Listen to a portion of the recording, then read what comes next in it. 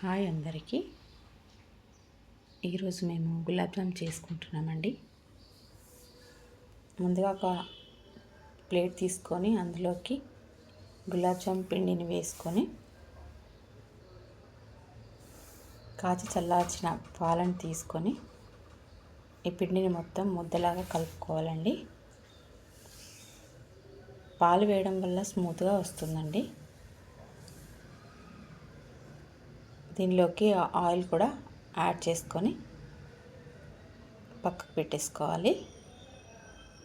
ఇప్పుడు వాటరు వేడైనాయి కదండి, ఇందులోకి షుగర్ యాడ్ చేసుకోవాలి. నేను 1/2 kg పైనే వేసుకుంటున్నానండి. స్వీట్గా ఉంటుంది. ఇంకా ఎక్కువ కావాలనుకుంటే కూడా వేసుకోవచ్చు. ఇది మొత్తం కరిగే వరకు కలపాలండి. ఇప్పుడు దీనిలోకి 2-3 ఇలాచీలు బాగా దంచి నేను ఇందులో వేసేస్తానండి.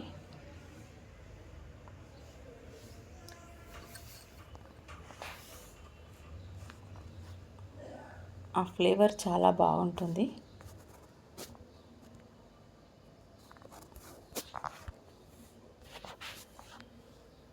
వేసేసుకోవాలి.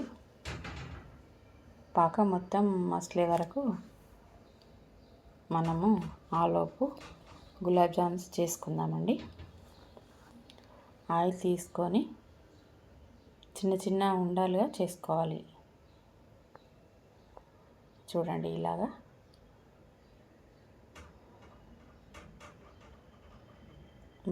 అన్నీ ఉండలు ఇలాగే చేసుకోవాలండి.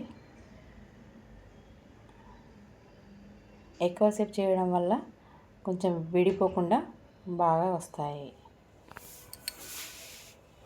చూసారా, అన్నీ చేసేసాము. ఇప్పుడు పాకం మరిగిందండి.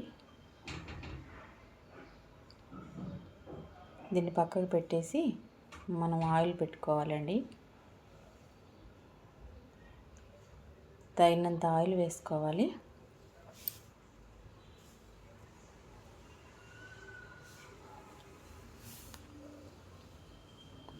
ఆయిల్ హీట్ అయిందండి. ఇందులో వేసేసి అన్నీ మంచి బ్రౌన్ కలర్లోకి వచ్చే వరకు వేయించాలి.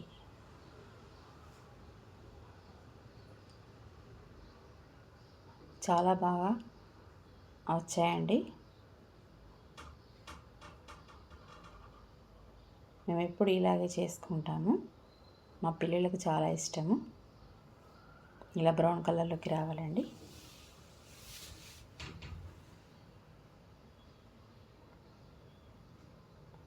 డైరెక్ట్గా వేసేసుకోవాలండి. అది వేడిగా ఉంది కాబట్టి తొందరగా జామ్స్ వాటర్ని మంచిగా పీల్చుకుంటాయండి.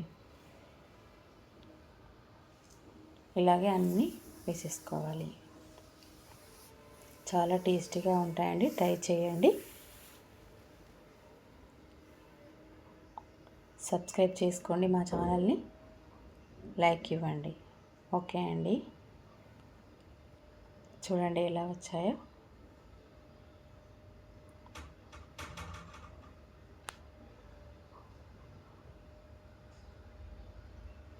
ఓకే అండి, బాయ్.